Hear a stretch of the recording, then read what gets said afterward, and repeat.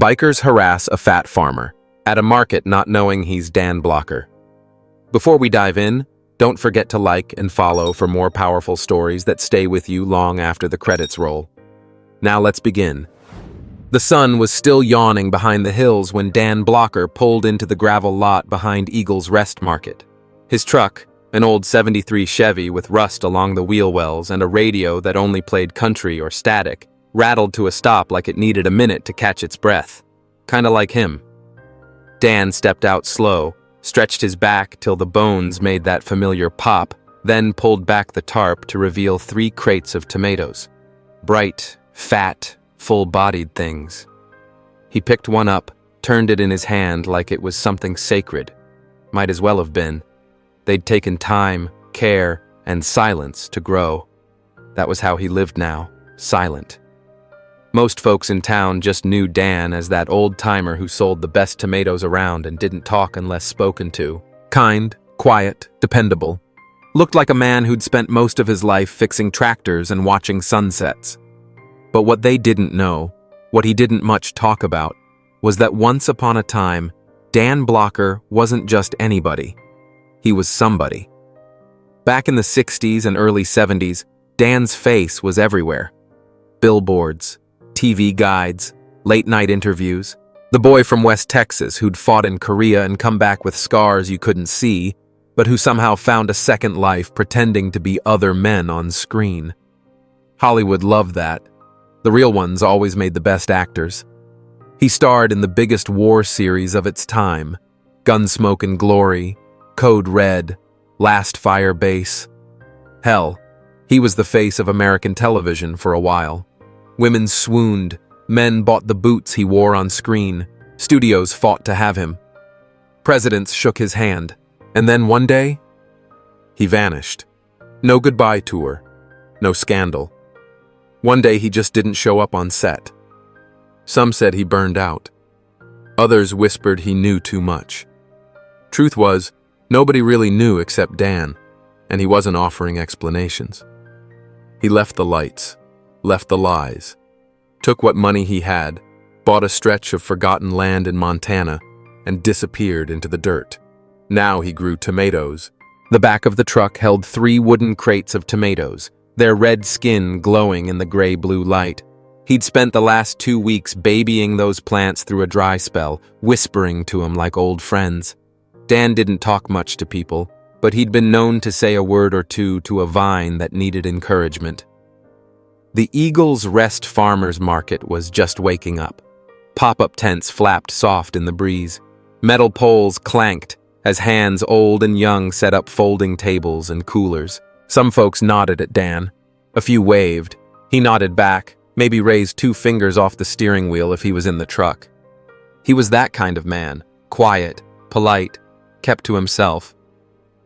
Ruth Whitaker came by like she always did, her thin gray hair pulled back, her face wrinkled but kind, and always with a thermos of that strong chicory coffee she insisted kept the heart alive.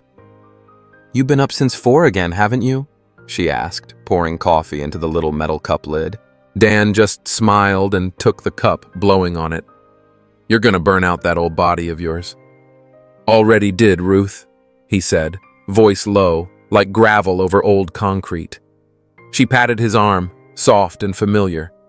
They'd known each other 20 years. She never pried, but some part of her always knew he was more than tomatoes and compost. Around 8, the noise changed. The soft hum of market chatter gave way to the throaty growl of motorcycle engines. The kind that didn't just pass through. They arrived. Loud, aggressive, hanging around like wolves in the cornfield. The storm riders rolled in like they owned the place. 5 bikes, matte black, chrome dull from road dust. The men on them looked just as mean. Leather vests, chain belts, boots worn slick. Their leader, Python, had that kind of smile you saw right before a bar fight started. Too much confidence in teeth, too white for a man who claimed to live off the grid. They didn't buy anything, just walked around slow, leaned on tables that weren't theirs, knocked over a stack of peaches, and didn't bother picking any up. Then they got to Dan's table. "Well, hell," Python said, plucking a tomato and tossing it hand to hand like a baseball. "Ain't these just the prettiest little red things? Must take a lot of work, huh, old-timer?" Dan looked up, his eyes steady, calm. $3 apiece, he said. Python laughed and bit into the tomato like it was an apple. Juice ran down his chin. "Now see," he said, chewing with his mouth open. "That sounds like someone who forgot to pay his stall fee." Dan didn't answer, just looked at him, then at the other boys. He was watching their boots, their stances, where their hands went, reading them like pages in a book he'd read before, years ago, in a different desert with a different kind of sand. Ruth was standing nearby. She stepped up, voice sharp and clear. "You boys get lost? This ain't your turf. You want trouble? Pick on someone who can't see through your cheap perfume and loud engines." Python turned, slow, his jaw flexed. "You someone's grandma, lady?" he sneered. "Or just the town mouth?" One of the younger ones laughed. Another took a step toward her. Dan's eyes didn't blink. His hands stayed at his sides, fingers loose, relaxed. "You best mind your manners," Ruth said. "Man works hard growing good food, and you come in here like dogs off the leash." "You ought to watch that lip," Python said, raising his hand. "Old ladies who talk too much get taught lessons." He took one step toward Ruth, and Dan moved. No warning, no loud voice, just a blur. His hand shot out, caught Python's wrist before it could swing, twisted, hard. Bone and tendon shifted under skin, and Python dropped to his knees with a grunt. Dan let go just as two others lunged. The first one got a shoulder in the gut and met the ground with a crack. The second reached for something at his belt, but Dan's knee met his ribs and he folded like paper. Someone screamed. Folks backed up. Produce flew as tables got knocked over. But Dan didn't stop. He was 60, yes, but he moved like a man half that. Precise, practiced. The kind of motion that doesn't waste energy. That says, "I've done this before. I know exactly how it ends." The fourth guy hesitated. That was his mistake. Dan kicked the back of his knee, sent him sprawling, then dragged Python back to his feet by the vest. "You come back here," Dan said, voice low and cold. "You won't get a second lesson. Just the last one." He shoved Python toward his bike. The rest scrambled after, limping and swearing. They roared off, engines rattling. Someone clapped. A woman gasped. Kids peeked from behind crates of onions. Ruth was the first to speak, breathing hard. "Well, shit," she muttered, brushing off her sweater. "Remind me to bring a camera next time." The silence afterward was heavy, like folks didn't know what to do next. They stared at Dan, like maybe he'd turn into someone else. He just picked up a tomato rolling loose on the ground, dusted it off with his sleeve, and set it back on the table. "You all right?" he asked Ruth. "I've been worse," she said. "You?" Dan shrugged. They didn't land a hit. Chief Anderson came jogging up from the other end of the market, hand on his belt. He took one look around at the knocked-over crates and groaning bikers in the distance, then at Dan, who was quietly rearranging his tomatoes. "Dan, what the hell happened?" Dan didn't look up, just said, "You might want to add stall fee dispute to your report." Later that morning, after things calmed down, the murmurs started. "I didn't know Dan could move like that." "He's got to be what, 60? Did you see the way he flipped that guy? Like a sack of potatoes." "Who is he, really?" Dan didn't answer any questions, just kept selling tomatoes, same as always.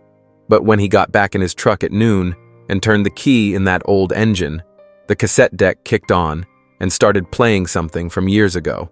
An old theme song, Bonanza. He reached to turn it off, then didn't. Just let it play while the truck rolled back onto the gravel road, dust rising behind him like a fading trail in the sun. The day after the market fight passed like a thick fog, slow, heavy, and uneasy. Dan didn't say much that morning, didn't need to. Folks had seen enough. Some whispered, some stared, and a few crossed the street when he walked into town. Not out of fear, out of not knowing what the hell to do with what they'd seen. He loaded up his truck at the edge of the field like always, stacked his crates of produce with the same quiet care. The soil still smelled of dew and hard work. Tomatoes glistened under the early sun. A man who didn't know better might think life had gone back to normal. But Dan Blocker knew better. He knew when a ripple on the surface meant something big was moving underneath. He drove back up to the house by noon and sat alone at the kitchen table, the screen door creaking with every wind gust. The walls were bare, save for an old photograph or two. No awards, no movie posters, no medals. The past didn't get a seat at Dan's table. The phone buzzed. Not the smartphone folks carried these days, but an old burner tucked in the drawer under the sink. The kind they stopped making after 2005. The kind you only kept charged for one reason. He flipped it open. The message was short. Package moving. 48 hours. Dan stared at it for a while. Not surprised, not bothered, just focused. He stood, poured the rest of his cold coffee down the sink, and grabbed his keys. Jenny's Cafe was one of those places you couldn't find on Yelp and wouldn't see from the highway, but it had the best pancakes north of Bozeman and the strongest hush money coffee south of Spokane. Jenny herself had worked in TV for a while, back when Dan was still on screen. She'd been a script supervisor. Sharp eyes, sharper memory. Somewhere along the way, she'd slipped into federal work. Didn't matter to Dan how or why. What mattered was, she was one of the few people who could speak plainly without needing to say much. The cafe was quiet when Dan walked in. Just the hum of a fridge, the clink of a spoon on ceramic. Jenny nodded at him from behind the counter, then gave a quick flick of her head toward the back. Chief Anderson was already there, still in uniform, coffee cup in hand, eyes tired like he'd seen more than he could forget. Dan sat down across from him. Jenny followed, shutting the office door behind her. "You get it?" she asked. Dan slid the phone across the table. Anderson read the message and exhaled hard. "Package moving, huh?" he muttered. "Well, that sure as hell ain't the mail." Jenny leaned forward. "We intercepted chatter 3 days ago. We thought it was just a recon run. But after yesterday, they're escalating." Anderson shook his head. "We're not set up for a damn escalation." Dan's voice came quiet, measured. "It's not just a biker gang anymore." They all knew it. The Storm Riders weren't just kids on Harleys causing trouble for locals. They'd changed. Tighter formation, better weapons. Drugs that didn't come from local meth cooks. Uniforms starting to match. Boots polished. Timing too damn precise. Jenny pulled out a folded satellite photo. "This was taken 40 miles south. That's not a shack, Dan. It's a forward supply post. We're seeing crates, marked military surplus, some still in NATO wrappers." "Montana to Mexico?" Dan asked. She nodded. "We think so. Smuggling routes, possible ties to ex-military contracting groups. One of the names that keeps coming up, Python." Dan's jaw tightened. "He's juiced up," Anderson said. "Sweating, twitchy, the works. And he's packing heat I haven't seen outside combat zones." Dan leaned back in his chair. The wood creaked. "This ain't local enforcement anymore. They're testing us." Jenny said, "Exactly. They're poking the bear to see who bites. This town, it's just the test site." Dan looked between them. Calm, steady. "I'll be the bite." The wind changed just after dark. Dan was on the back porch, sitting still as stone, sipping on lukewarm black coffee when he felt it, not in the air, but in his gut. The kind of stillness that wasn't natural, the kind that didn't belong. It wasn't just the silence, it was what came with it. No owls, no coyotes, just the faint hum of something man-made cutting through the dark. Too low to be a plane, too smooth to be wind. He stood, slow, like a man stretching out old bones. Then he moved. First stop was the shed, disguised as storage, but inside was a command center cobbled together from spare parts, old surveillance gear, and just enough smart tech to stay hidden. 8 years of work, all off-grid, all quiet. On the screens, dots blinked into view, figures moving low and fast, night gear glowing pale under thermal. 5. No, 6. All coming in from the south fence line. Dan didn't panic, just slipped on his boots and zipped up an old canvas coat that smelled like smoke and soil. Then he killed the lights and went out the back door. They came in like shadows, quiet, too sure of themselves. The Storm Riders thought they were staging a raid, a show of strength. Torch the old man's barn, rattle some cages, prove they weren't just grease-stained bikers anymore. They didn't know Dan had written this script long before they were cast. The fields were dark, but Dan's world wasn't. He saw them in infrared, each body outlined in reds and yellows. One by the north chicken coop, another pair crawling along the irrigation ditch, 2 more near the barn, flashlights off, rifles slung tight. They had coordination, movement drills, whispered comms. Not bad for a gang, but too clean to be just that. That was Roberts' touch. Dan took the long way around, keeping low behind a line of rusted water barrels. He moved like an old wolf, slow, but never unsure. Every step thought out, every movement quiet. He reached the first man at the ditch. The guy was young, lean, trying to keep his breath slow. He didn't hear Dan come up behind him. Dan used the crook of his arm to pull him back, wrapped tight around the neck until the kid's knees buckled and his body sagged. Dan eased him down into the grass like a sack of feed. 1 down. The second pair reached the barn. They didn't go through the front doors, too obvious. Instead, one tried to climb the side, looking to breach the loft window. Big mistake. The window had been reinforced with reinforced polycarbonate, painted to look like glass. When the first man stepped on the ledge, Dan triggered a pressure switch from his wrist remote. The support beam shifted just half an inch, enough to cause the man to slip, lose balance, and land hard on the dirt below with a yelp. The second man ran to help. That's when Dan stepped from the shadows and put a fist into his gut, then swept his legs clean with 1 low kick. The man groaned, tried to roll, but Dan hit him once behind the ear, precise, controlled. That made 3. The man in the loft window was dazed, crawling toward his rifle. Dan didn't bother. He kicked it into the hay, yanked the guy back by his collar, and zip-tied his hands with cord pulled from his pocket. Near the coop, the fourth man hesitated. He'd found the tripwire, smart enough to stop, but not smart enough to know Dan was already behind him. Dan grabbed his shoulder and slammed him into the post with the old metal sign. "Farm fresh eggs, $3. "Sorry, no discount," Dan muttered. The man dropped without a sound. Now only 2 left, and Dan knew exactly where they were. One figure remained near the main road, standing by a matte black SUV with tinted windows. The driver's side door was open. Inside, dash lights glowed. A custom rifle leaned against the seat. Dan recognized the stance. Overconfident, chest out, jaw tight. Python. He was muttering into a radio, voice clipped and urgent. "We're compromised. Repeat, something's off. No visual on Team 2. Possible silent alarm." Dan moved fast now. No more hiding. He wanted Python to see him. "Evening?" Dan said as he stepped into the headlights. Python flinched, spun. "You..." Dan was already on him.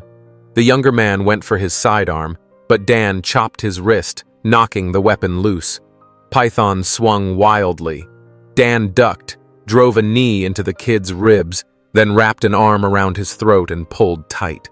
The struggle was short, sharp. Python gasped, clawed at the air, then sagged. Dan didn't let go right away. Not until he felt the fight drain out completely. Then he lowered the man gently to the gravel.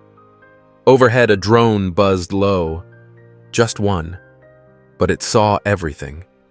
Dan knew it. And for the first time that night, he let it. He walked back toward the barn, boots crunching slow as the drone camera followed. He flicked on a single switch in the tool shed, illuminating the monitors, the tracking feeds, the layout of the property in full tactical glory, just for a few seconds, long enough for whoever was watching, and Dan knew someone was, to understand what they'd just walked into. Then, he shut it all down. The FBI arrived 20 minutes later, black Suburbans flying down the gravel road with more dust than warning. Martinez was the first out. "What the hell happened?" he barked, eyes wide as he saw bodies zip-tied, gear scattered, and Dan standing calm in the middle of it all. "Your boys were late," Dan said, wiping his hands on a rag. "Cleanup's mostly done." A second agent, younger, high and tight haircut, came jogging up from the barn, holding a recording drive. "Sir, we got footage, all of it. This was recorded through a custom rig. Looks like something pulled straight from a joint op base." Martinez looked at Dan. Dan just raised an eyebrow. "Old hobby." Martinez let out a slow breath. "Jesus, you realize what you just did?" Dan nodded. "Sure. You exposed your whole setup." Dan looked toward the sky where the drone had vanished. "I wanted them to see." Back in town, news moved faster than wildfire. The sheriff's office gave the official story. Attempted theft at a local farm, handled without casualties. Local paper called Dan a retired military vet defending his land. The TV station out of Missoula labeled him a hero farmer and ran a photo of him from Bonanza days, side by side with blurry drone footage. But the real story, the one that traveled by word of mouth, was different. They said the old actor had a war bunker under his barn, said he took down 6 trained men in the dark without firing a shot, said he could still move like he did on screen, only meaner, quieter, more real. Some folks started calling him the Last Rider. Others just whispered, "Who the hell is Dan Blocker, really?" Dan didn't answer, didn't say a word. He went back to stacking crates, trimming tomato vines, and sipping his morning coffee like nothing ever happened. But inside, he knew the truth. They weren't done coming. The air in Eagle's Rest had turned still, not quiet, but watchful. After the ambush at Dan's property, things changed. Folks still waved at him in the market, still stopped to compliment his tomatoes. But there was a delay in their eyes now, like they were waiting to see what he might do next, afraid of finding out he wasn't just the man they thought he was. Dan noticed, but he didn't let it show. He kept moving like always. Early mornings, hard work, quiet smiles. But beneath it all, his mind turned like a weathered crank, steady and slow. What unsettled Dan wasn't the last fight. It was the change in who was showing up. He saw them, at this gas station, sitting too straight in pickup trucks too clean. At the cafe, drinking coffee but never eating. They never made noise, but they stood out all the same. It wasn't their boots or their haircuts that gave them away.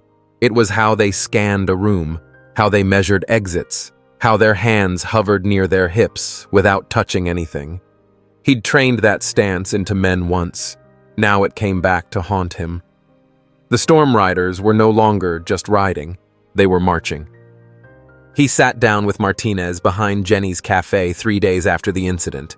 The two men said little at first, just sat under the single porch bulb, the night humming with bugs and faraway diesel. Martinez opened a battered folder and slid it across the table. Dan didn't touch it. Martinez cleared his throat. "We ID'd the new names coming through town. None of them flagged on criminal watch lists, not even state. But one of my guys caught something in a private contractor registry out of North Carolina." Dan looked up. Martinez tapped the folder. "These men used to work for a shell company called Hawthorne Services, military contractors, disbanded 5 years ago. Guess who was on the board?" Dan didn't answer. He knew. Martinez said it anyway. "Samuel R. Roberts." The name hit the air like a hammer dropped on gravel. Dan took the folder now and flipped it open. Roberts, silver-haired, thick-necked, smiled like a man who'd never had to apologize. A general once, sharp, decorated. Then came the politics, then came the press, Then came the scandals no one talked about. Dan knew him back when he still wore stripes instead of stars. "We served together," Dan said, low and even. He wanted things done fast, didn't care who paid the price. Jenny walked out with 2 mugs of coffee, set them down without a word. Martinez leaned forward. "We think Roberts is behind it all. Storm riders, the smuggling routes, the strange funding movements in town. But this isn't just about biker gangs and dope. He's working on something bigger." Jenny sat. "How big?" Martinez nodded toward Dan. "He's turning Eagle's Rest into a prototype." Dan looked out across the dark lot, lit only by street lamps and dying neon. "A test field." "Exactly. Tight-knit community, local law, rural isolation. If he can control a place like this with no shots fired, he can sell it." "Sell it to who?" Jenny asked. Martinez replied, "Anyone with money and a problem with democracy." Dan took a sip of his coffee, eyes far away now. He always believed in order. Now he's just cut out the flag. Jenny asked, "What's his end game?" Dan spoke quietly. "He doesn't have one. Men like him don't stop. They just expand until someone stops them." Martinez looked uneasy. "You ready to make that move?" Dan set his cup down. "I've been building for it 8 years." The next few days felt like a dress rehearsal for something no one wanted to see.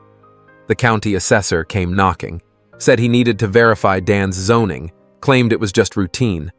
Then came a man in a shirt that said FDA compliance, asking about fertilizer composition. He looked like he hadn't seen a crop in his life. A week later, an unmarked white SUV pulled into Dan's drive. Catherine Wells stepped out. Tall, sharp-jawed, 40-something. Blazer, boots, mirrored sunglasses, government cut with private eyes. She didn't smile much, and when she did, it didn't warm anything. Dan stood on the porch watching her walk up like it was a job interview. "You Daniel Blocker?" she asked, clipped. "Still am," he answered. "I'm conducting a routine inspection. Homeland Security flagged some irregularities in your recent land use reports." Dan raised a brow. "You must be the 6th routine this month. Mind if I look around?" Dan gestured toward the barn. "Help yourself." Wells took her time. She walked the perimeter first, phone in hand, tapping notes. She stopped at the tool shed where the wiring was intentionally messy. Stepped inside the barn, where Dan had placed 3 prototype machines built from old parts. They looked like something between a grain separator and a drone launcher. In the workroom, she found blueprints pinned to the wall. Complex diagrams of piping systems and ventilation units labeled Emergency Airflow Assembly. It wasn't illegal, but it looked suspicious. Dan knew what she was thinking. Wells turned to him. "You've got quite the operation here. I build what I can't buy." "And this?" She gestured at a locked side room. The door had a keypad. Dusty, slightly worn. Dan shrugged. "Storage. You want in, I'll grab the key." He didn't offer it right away. She studied him. "You're trying to look like you're hiding something." Dan said nothing. Wells smiled slightly. "Which means you're hiding exactly what you want me to see." She stepped back. "You know how to set a stage, Mr. Blocker." "I was in Hollywood once," he said. Jenny came by that night, a folder in hand. She sat on his porch swing, flipped it open. "Storm Riders are planning something. Big." Dan raised an eyebrow. "Warehouse on the east edge of town. You know that old steel mill they shut down?" Dan nodded. "They're hosting a private event there this weekend. Invite only. International guests." Dan sat still. Jenny continued. "We got plates from Russia. One guy's from Brazil, another with a British passport flagged in Yemen. These aren't arms buyers. These are system buyers." Dan nodded slowly. "They're not buying weapons. They're buying proof." Jenny said, "They're going to show how fast they can lock a town down. Start to finish. Simulate a riot. Shut it down before anyone calls 911. And sell it to the highest bidder." "Exactly." Dan leaned forward, elbows on knees. Then it's time to steal the show. That night, he opened the hidden compartment beneath the tool shed. Inside was the rig, a custom-built network with encrypted uplinks, drones, and data nodes. It wasn't just surveillance, it was control. He didn't plan to fight Roberts in the dark. He planned to expose him in the light. The final act wasn't going to be a gunfight. It was going to be a broadcast. By the time night rolled over Eagle's Rest, the town didn't know it had already become a stage. Streetlights buzzed faintly. The diner closed early. The sheriff's department sat dark, just one cruiser in the lot. No sirens, no chatter. But behind those quiet porches and sleeping homes, something moved. Dan stood alone inside his tool shed. The rig was live. Monitors flickered. Thermal scans, radio intercepts, GPS overlays. A dozen feeds tracked every vehicle, every footstep, every signal bouncing between handheld radios. 8 years of preparation were humming in low voltage around him. The steel yard 2 miles out of town was lit up like a movie set. Floodlights cut through the dark. Men in gear stood along the perimeter. Civilian SUVs parked in a semicircle near a portable command tent. Dan zoomed in. The buyers had arrived. Some wore suits, others flannels and ball caps, but none looked local. A few lit cigars like they owned the dirt they stood on. Their translators whispered beside them. One carried a briefcase chained to his wrist. It wasn't just about showcasing weapons. This was Roberts's show and tell for a new kind of war. No flags, no borders, no uniforms. Just control. Clean, quiet, fast. Dan keyed the mic on his radio. "Jenny," he said. Her voice cracked back. "Go." "Package is in motion." She paused. "Copy. Livestream uplink ready." "You sure about this?" Dan looked out through the shed window. The stars were dim. The night was watching. It's time. At 9:13 p.m., the first wave hit town. It started with a communications blackout. Phone lines dropped. Cellular signal cut out. Even the FM stations turned to static. Next came the checkpoints. Men in tactical gear with fake government patches set up roadblocks on all 4 entry routes. No insignias, no names. But they carried rifles, night vision, and zip cuffs like they knew how to use them. Some directed traffic. Others just stood still and watched. Inside the school gym, 2 buses idled, emergency lights on. Inside were role players, locals hired to simulate disorder, fake protests, crowd surges, street fights. They thought it was a drill. They were wrong. Dan flicked the master switch on his rig. The signal pushed up through a narrow satellite band he'd buried into his land 5 years back. It lit up the night sky in silent pulses. In Washington, D.C., a low-level tech at the Bureau of Threat Response blinked when an encrypted stream hit his terminal with a Priority 0 label. Within 5 minutes, the feed was routed to an FBI war room, a Department of Defense monitor array, and, quietly, to a live channel tied into an investigative reporter at a national news desk. Everything Dan had was now streaming. From Roberts's private briefing tent, to the face of every foreign buyer on site, to the silent checkpoints lining the town, to the names on the manifest tied to black market weapons. It was all live. The cameras saw everything. In the steel yard, Dan arrived like a ghost. He came in through a side wall, an old drainage tunnel that hadn't seen water in years. He wore an old green jacket, ball cap pulled low, no weapons in hand. But in his pocket, he carried a chip no bigger than a thumbnail. It held the full, unedited feed of the night.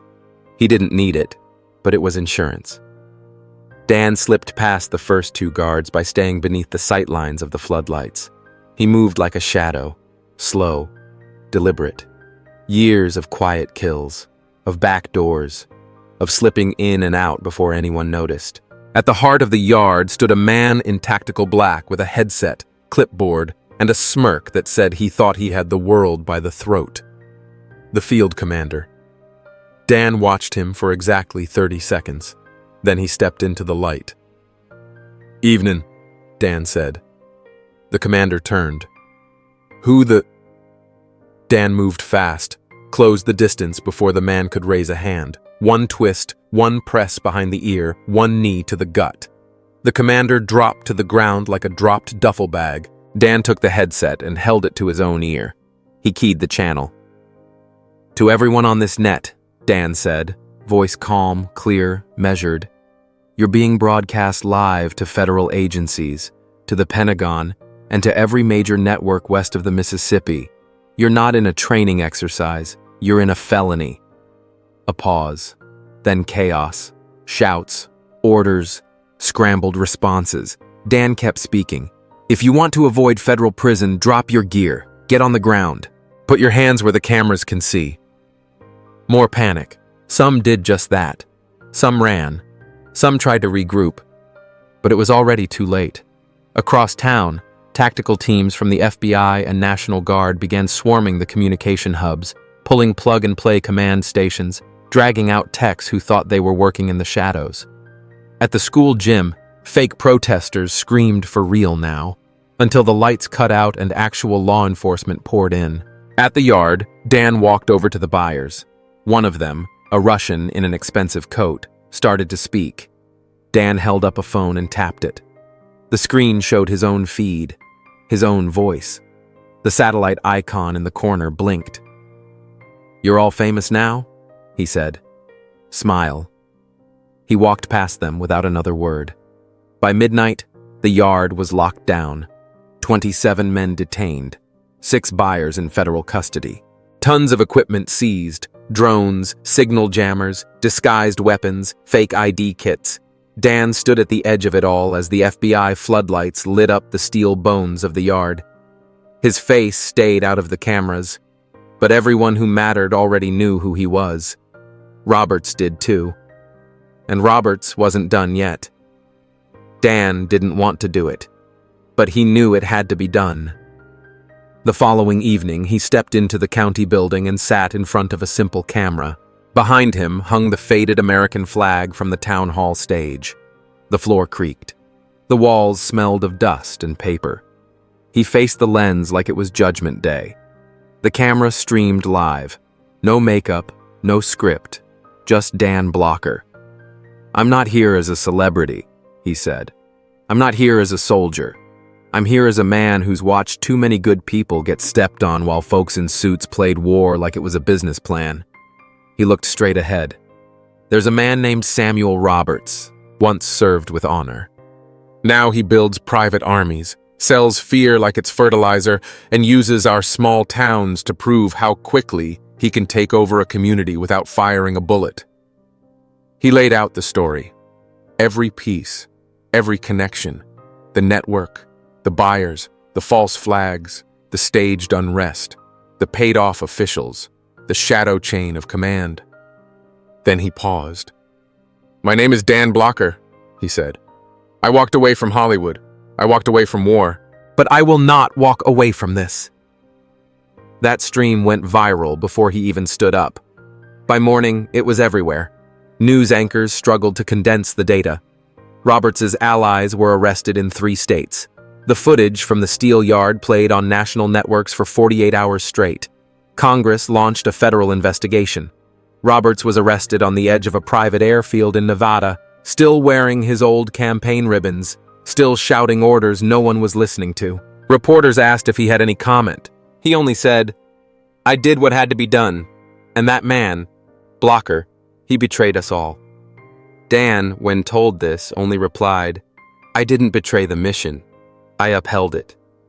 The town of Eagles Rest woke up to silence the next morning. No helicopters, no patrols, no eyes in the sky. Just the sound of birds, wind through the pines, and old men drinking coffee on front porches. Dan sat at his kitchen table. The cassette deck played softly, Bonanza theme humming low and worn. Ruth knocked once, walked in with 2 slices of apple pie. "You done being the mystery man?" she asked. Dan smiled. "Just a man with a garden now." She sat beside him. "You always were." He didn't answer. He didn't need to. Some roles you don't have to play. Some you just live. And that's the story, folks. The last role of Dan Blocker. Now, if you're still here with me, first off, thank you. This story, more than just action and suspense, left me sitting quietly for a long while after I finished writing it. Because at its core, it's not just about secret missions or taking down a rogue general. It's about quiet strength, about honor when no one's watching, and about the power of not giving up on what's right, even when the world does. Dan Blocker isn't just a fictional hero. He's the type of man we all hope to meet, or maybe even become. A man who walked away from fame, who carried scars you couldn't see, and who stood up not with noise, but with purpose. In a world chasing spotlight and approval, Dan chose silence, patience, and truth. And when it mattered most, he didn't hesitate. That, to me, is real courage. This story reminded me that sometimes the strongest people aren't the loudest. They're the ones planting tomatoes, quietly protecting what matters, waiting for the right moment, not to fight, but to do what must be done. So tell me, what did you think of Dan Blocker's journey? What moment hit you the hardest? Would you stand your ground the way he did? Leave a comment below. I read every one of them. Let's talk about it like old friends around a porch light with a cup of black coffee and a quiet Montana night outside. I'll see you in the next story. Until then, stay sharp, stay kind, and don't forget, some roles you don't play. Some you live.